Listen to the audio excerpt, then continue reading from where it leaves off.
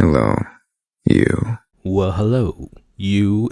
Okay, that was a terrible Joe Goldberg impression, but what's going on, everyone? Welcome back. We are here today discussing the fifth and final season and the series finale of a show that has been, honestly, a guilty pleasure show of mine for years, and that is Netflix's final season of You. Now, as a fan of this show since 2019 when it was resurrected on Netflix, the question is, did I like, love, or hate how Joe Goldberg's story ended? Well, we'll be discussing that and much more in today's spoiler breakdown. But first, let's start with you sharing your thoughts on the finale episode, but also the season as a whole. Let me know in the comments what worked for you, what didn't work, who were some of your favorite characters, your favorite episodes, and what did you think about the final season? And speaking of favorite, how would you all rank the 5 seasons of You from worst to best? And what will you remember most about this show? Let's talk about it all in the comments below. Now, with this being the final season and we have this 10th and final episode, I want to be recapping the final episode and sharing my thoughts along the way. And as we wrap up after that, I'll be sharing my thoughts about the entire season overall. With that all being said, let's talk about You, full spoilers ahead. Now, after Kate's led to be believed death and after being confronted by Marianne and Nadia before the fire consumed Moody's, Joe was saved by the love of his life. Joe and Bronte/Louise, who's now pretending to be his happily new fiance, they're now together on the road as this marks the beginning of the end of You. Now, I'll let y'all know up top that I had a very interesting relationship with Bronte/Louise this season, but more on her and the others later in this breakdown. Now, as they arrive to their destination, we see Bronte daydreaming of shooting and killing Joe, but we see that she's going to be sticking to her plan, which was made on the fly, which is to finding a way to exposing Joe to the world for who he really is and getting the answers she needs after speaking and listening to the story of Marianne, who really opened her eyes up to who Joe really is. Now, we see that Joe notices that Bronte is apprehensive about the whole situation they're finding himself in as he tries to think of a way to really reveal the truth to her to what happened the night before at Moody's. Now, at this point for me, the question became apparent, so which of these characters will call the other's bluff? Will Joe call out her pretending like nothing happened back in New York, or will she reveal that she's back to not being on his side and that she wants to take him down for good? As we watch, Joe pulls over the car and makes up this quick story about Kate having given some damning information over to the police without telling Bronte what it is, but we know it's his confession about killing his ex-wife Love, but Joe tells Bronte that it'll be best that they lay low for a few days. Now, you'll notice early on this episode, and honestly throughout the finale, that for the first time that I can remember in the show, we're actually getting to hear someone else's inner thoughts besides Joe's. As we watch, it is very apparent that Bronte is very much aware of the lies that he's telling her throughout this trip, and honestly again throughout this episode, as we hear her inner thoughts to herself about how she's going to manage to get through this whole thing without becoming another victim of Joe. But maybe that's how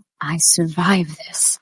Hide my lies behind something deeper. Now, the tail end of this season provided some familiar faces from Joe's past as the cameos continue into this finale, as we see Joe calling his old survivor pal Will from back in season 2, as Joe checks in on him on the progress of the new passports, but he also has Will helping him to get in touch with Henry. Joe wants to speak with Henry to let him know that he won't be abandoning him like his mother did when he was around his age. Now, as they stop to get some gas, Bronte has to keep appearances as she has a brief interaction with a police officer inside the gas station. Now, inside, as if she didn't need more motivation, we see she happens to come across Becca's book on a stand, and Bronte uses this as a sign to get the answer she needs and to keep going even though it could put her in harm's way. Now, Joe tries to continue to play the White Knight as he surprises Bronte with a preview of the castle she always wanted by squatting in a stranger's house. Now, Will lets Joe know that the passports will be ready the following day under the new names of Ezra and Ella, names that come from the story that he was writing, which are two vampires in love traveling across the world. Now, as the night falls, Joe turns the charm up to an 11 as he takes Bronte to the lake and has her look up at the stars where she's the center of his universe. Now, even though she recognizes how much of a romantic gesture this is, Bronte refuses to take her eyes off the prize, and she knows that he's weaponizing her emotions in order to keeping her mind off of what happened less than 24 hours ago, where she found an unconscious Kate and a wounded Joe in a burning building.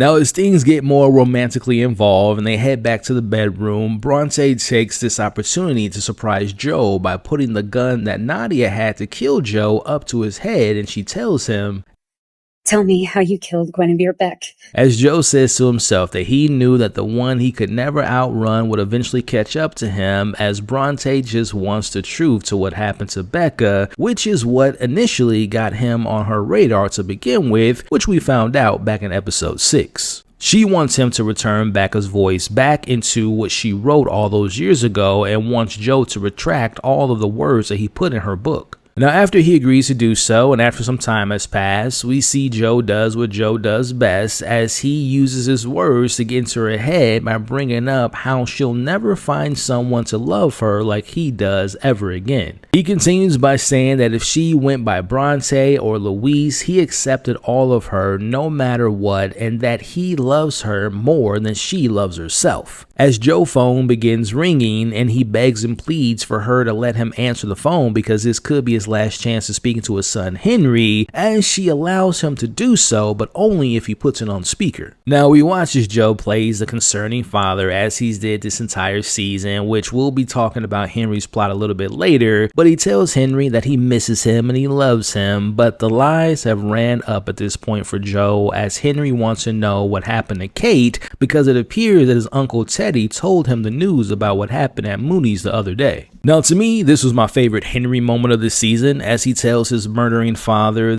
Do you remember when you used to tell me there were no monsters in my room? Yeah, you were so scared. You lied. It was you.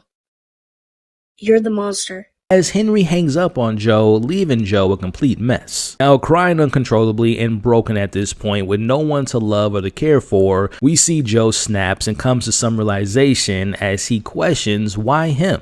Why can't he be loved? And why can't he give love? Is he unlovable, as he says? As we watch him play victim in this moment, something we've seen him master before and throughout this season yet again. But now, after losing his son, who he hoped would be his chance to do right by with his troubled upbringing, Bronte mistakenly goes for the gun, but with nothing to lose, Joe launches himself at her, causing her to shoot a light out, and she loses the gun. Now, as we get the flashes of this intense fight between the two, a shot goes off, leaving Bronte shot in the side, but she still manages to escape by running out of the house as Joe chases after her. Now, she makes her way back inside as she's bleeding heavily at this point, but she still manages to call the police before Joe bursts the door down as she jumps outside again. Now, to me, this is a very interesting moment for us as an audience after many years of seeing Joe's monstrous side and killing people, but from his perspective. This time around, we see how this monster looks from Bronte's perspective, as he's now bloodied up and he admits to her that he injured her ankle the night that he saved her, and it's here we see what his victims saw before taking their lives, as we see the real version of Joe. As Joe tackles her to the ground and shows her how he killed Becca by beginning to strangle her, we see Bronte was smart enough by taking the weapon from the gas station and stabs Joe in the side. Now, this temporarily slows him down, but doesn't stop him from tackling her again, but this time in the lake. Now, after a brief scuffle in the water, we watch as Bronte's life begins to fade away, and we're led to believe that we're watching yet another victim's life is being taken by Joe, or is it? As the police arrive to the scene, Joe tries hiding behind a tree and eventually manages to kill an officer, but as he tries to find a way out, he's stopped in his tracks by Louise, who isn't dead. As Joe desperately tries to run away, but she takes a shot at him and hits him in the private area, preventing him from running, but also as a little tongue-in-cheek way of payback for the writers, which we see in a bit here, as the police take Joe under custody for the second time this season. As we come to a conclusion of this killer ending,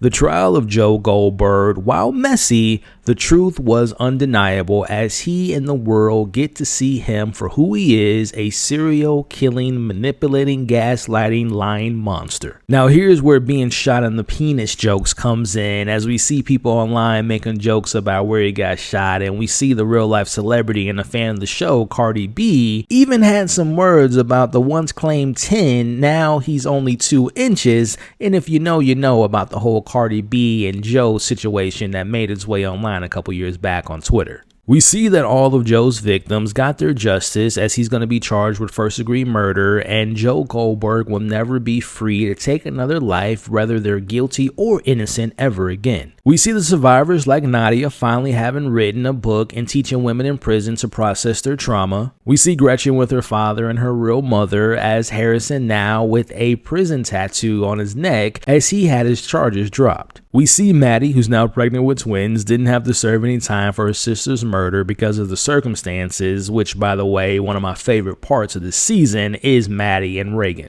Now, surprise, surprise, after surviving what's known as the Bronte's Inferno, Kate is shown to be alive and she's now appearing to have full custody of Henry. Now, I have a lot of thoughts about Miss Kate Lockwood, who we'll be talking about soon, but we see that she's out celebrating with the newly appointed CEO, Teddy, who's going to be turning their father's company into a non-profit business. We also see that Marianne has become a successful artist, and now the question to what will happen to Henry when he grows up, wondering what his father did, is still unknown, but he'll have to decide what type of man he'll grow up to be, and this is possibly setting up a spin-off show for Netflix to greenlight in a couple years. As we catch up to Louise, who ended up making new additions to Becca's book to really make her voice heard and get her closure to losing her teacher and her friend. As we see, Louise is now free and has appeared to put Joe behind her for good. Now, our final scene takes us into prison, where we find Joe with a new look as he's in his forever cage where he belongs, as he's reading The Executor's Song by Norman Mailer. This actually being a real-life book that is based on true events that chronicles the life and death of Gary Gilmore, who was a convicted murderer and was executed in 1977. Now locked away forever to deal with the overwhelming loneliness, we hear our last Joe inner voice as he still doesn't want to take any responsibility and blames his environment for his actions. As Joe says, hurt people, we see him receiving what is a routine of him getting outside fan mail from his admirers. Now, this fan goes by the name of Belinda, and she believes Joe is 100% innocent in his crimes, and she'll let him treat her like the bad girl that she claims to be, and she'll let him control her in his cage. This is ironic because this is what Bronte spoke about earlier in the season, when she or other women or people in general like her romanticize people like Joe, regardless of what they've done to others. And it's also funny because of Netflix being known for their true crime docs that people obsess over. As we say goodbye to you, we end with Joe believing the problem that Belinda and others like her share isn't about him. Maybe the problem isn't me. Maybe it's you. So this season finale to me was a bit of a mixed bag. Let me explain. Now, positively speaking, I really did like that this show followed a killer who at times actually did do things to help people out that find themselves in problematic situations, but ultimately we have to remember Joe was a bad dude who killed others because of his own ego and obsession with forcing his love on others. And at the end of the day, I do think it's a good message to send out to the audience to have someone like Joe ending up in jail to face his crimes. And I also like the idea of seeing characters like Louise and Nadia and Marianne, and as we'll talk about later, someone like Maddie and other characters having a happy ending. That was a nice thing to see and a nice sentiment to have for those victims. And also us seeing the true nature of Joe, especially seeing him being a full-on killer towards the end of the season and just reminding us that yes, he is the driving force of the show. He's the lead of the show, but he's also a bad guy and also a monster. So those are some things that work for me in this finale, but also this season in general, but some things that didn't really work for me, and I'll talk about this a little bit further, but I wasn't entirely on board with Louise at points this season, but also Kate, which in my mind, she is the least interesting and the worst foil and the worst person to be in a relationship with Joe for me in this entire run of this show, so seeing her making it out clean at the end really got on my nerves. But overall, a decent finale with a satisfying conclusion to seeing Joe locked up for his crimes forever with no one to save him. But now breaking down my overall thoughts of this season. Whether it's a show like Breaking Bad, The Sopranos, or something that's very similar like a Dexter and of course You, I've always been a fan of watching a show where the main protagonist ultimately is or becomes the main antagonist in their own show. It was always entertaining to me to finding Joe weasel his way out of these crazy situations that he finds himself in and watching him taking out some various characters who do pose a threat to others at points. But on a more serious note, I've always appreciated how the show would never forget to tackle these serious situations like being in an abusive environment or relationship, touching on things like codependency and how broken people can find themselves in broken and toxic situations. I've never really felt that the show ever really glorified Joe's actions, but instead they always made it a point to show his victims coming to some type of realization of how sick and twisted he actually is. Now, continuing on with my positives of this season, I did like how I was genuinely surprised by many of the twists and turns from the start. For example, Kate ordering Joe to kill her uncle and how that played out, or how we saw Joe mistakenly kidnapping the wrong twin and Maddie and not Reagan, and that whole plot was so entertaining with the twins and Maddie ultimately killing her sister. There were some other twists and turns that I enjoyed this season, especially how the show managed to bring Becca's death back into the mix with revealing Bronte's backstory. That was something that I didn't expect. Now, to me, this season's best plot, the most entertaining, the most compelling, the most hilarious, and also just the show's MVP this season goes to Anna Camp. She plays the ruthless character Reagan, who I thought was so good and so intriguing, but also the other side of her twin sister, and the hilarious portrayal of Maddie. That whole plot that took up most of the first half of this season was head and shoulders the most compelling for me, and Anna's performance as the twins, especially when you saw her beginning to unravel when the pressure got out about how she killed her sister, and we saw her in the mirror going back and forth with herself, like that to me was truly incredible. That was like Robert Pattinson, Mickey 17, Michael B. Jordan levels and Sinner's performance of playing dual roles. Definitely giving props to Penn, of course. This season really challenged Joe in doing some of the smartest things we see him do in the show, but also some of the dumbest things at the same time. But he, like always, gave a wonderful performance as the charming yet terrifying serial killing lover boy. I really did think the season did a good job of showing how Joe manipulates and knows exactly how to take advantage of those who are struggling with their mental stability and their anxieties and their insecurities, whether it was a Maddie or Luis or others throughout this season. They did a really good job of showcasing that. To me, I found the first half of the season to be really strong. Like, I think up until episode 6 and part of 7 was the best part, and I would say the second half, like episodes 7, 8, and parts of 9 were just a little bit mixed for me. Which brings me into my negatives of this season. I said this last season, and unfortunately it continued in this season, and that is the portrayal of Kate. It has absolutely nothing to do with the actor. I think she's a good actor. I think she's good in the role. I just think that the way that they write Kate,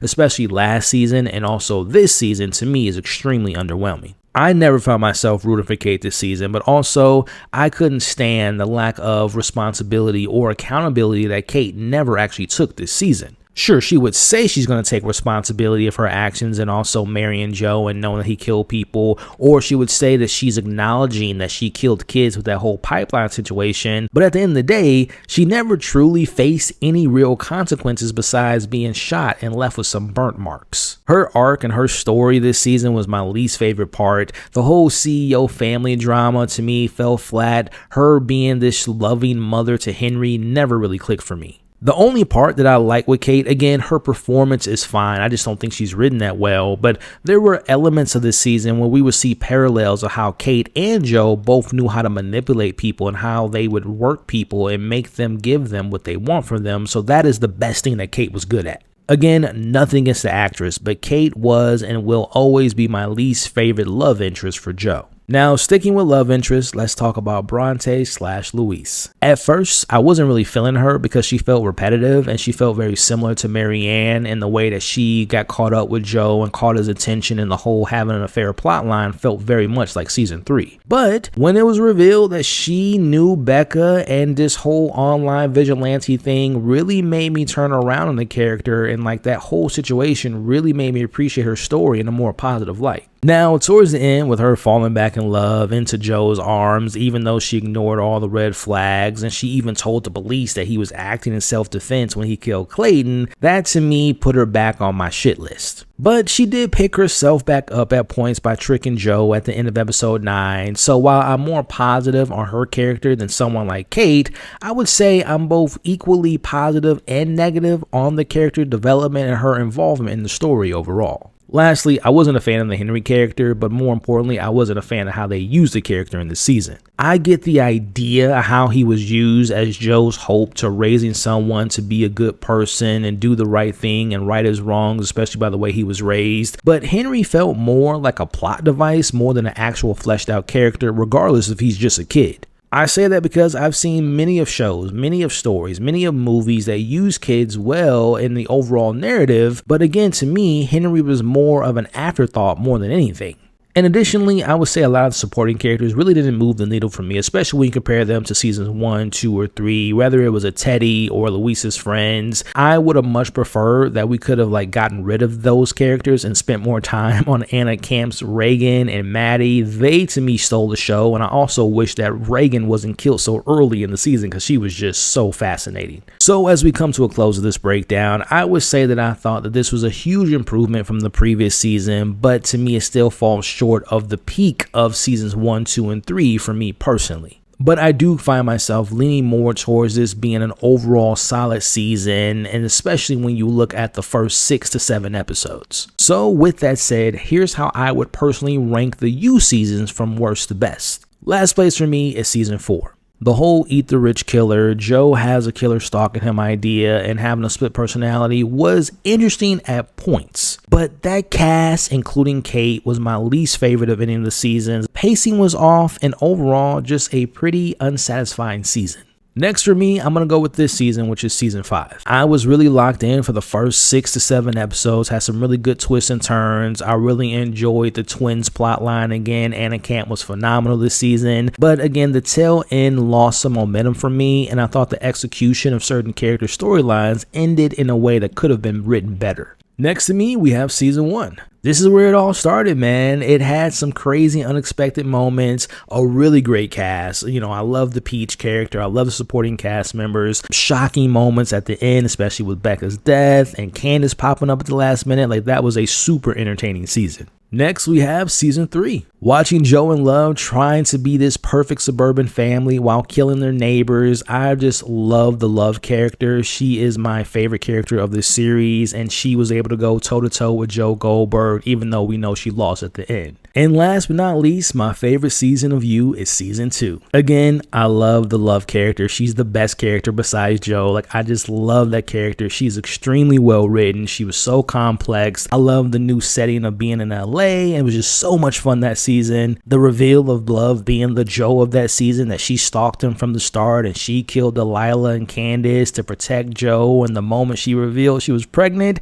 that to me was peak You. So do I think this show needed 5 seasons to tell a story? No, but again, this was my guilty pleasure show every single year that it dropped. Now, none of the seasons ended up on my top 10 favorite shows of the year, whatever year that they dropped. But again, this was my guilty pleasure show. It was entertaining. It was always fun to get into the ridiculousness of these characters and Joe finding a way out of these crazy situations. And it had some really good talking points when it did take itself seriously, right? As it pertains to how people can find themselves in these toxic and dangerous, complicated situations. And of course, finding themselves in a relationship with this killer who seemed to always find a way out of trouble until the very end of the show. So that brings us to the end of this breakdown of You Season 5. I've shared all my points about this season and its characters. Now it is your turn to share yours. Let me know your thoughts on this finale, the season overall, your highs, your lows. How would you all rank the seasons? And how will you all remember this show? And do you want to see a spinoff or continuation someday following Henry or some other character in the future? Let me know in the comments below. Thank you all for watching or listening to this breakdown of You on my YouTube channel or on my podcast. Please leave a like if you all enjoyed my breakdown, and consider hitting that share button, and also subscribing to my YouTube channel, and also follow me on my podcast. Don't forget, you all are awesome. Stay safe, and I'll see you all on the next breakdown.